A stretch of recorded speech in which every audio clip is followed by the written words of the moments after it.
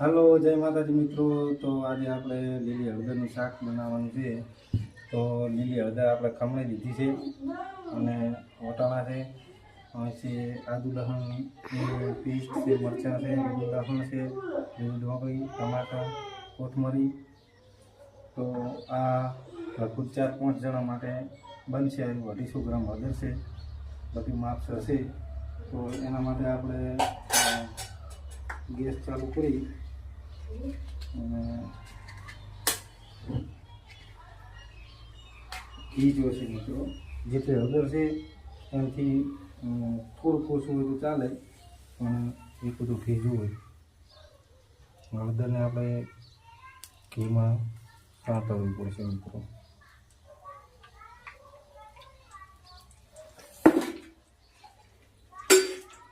તો લીલી હળદરનું શાક મિત્રો આપણે શિયાળાની અંદર ખાવું જ પડે, કેમ કે લીલી હળદરના ઘણા બધા ફાયદા છે। સ્વાસ્થ્ય માટે લીલી હળદર એમ કે ઉત્તમ કહેવાય। એટલે શિયાળાની અંદર લગભગ 3-4 વખત આપણે લીલી હળદરનું શાક અચૂકથી ખાવું પડે। તો હવે આપણે હળદરનું શાક બનાવવાની પ્રોસેસ ચાલુ કરીએ મિત્રો। હળદરને આપણે બરાબરની સાંતળી દેવાની છે।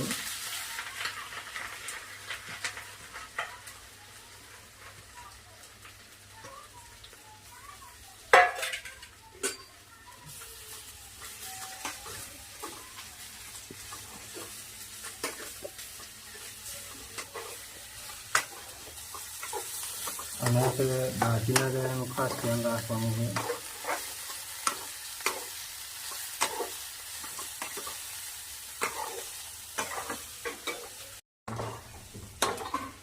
તો મિત્રો આવી રીતે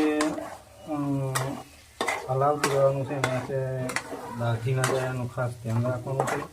અને બરાબરની સંતળાઈ જાય ત્યારે પછી અમે અલગ વાસણમાં કાઢી દેવાનું છે।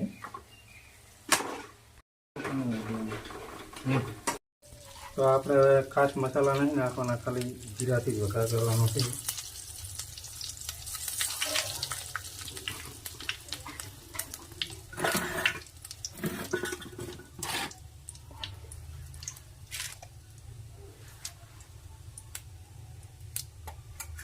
લીલું લસણ છે, આદુ મરચાંની પેસ્ટ,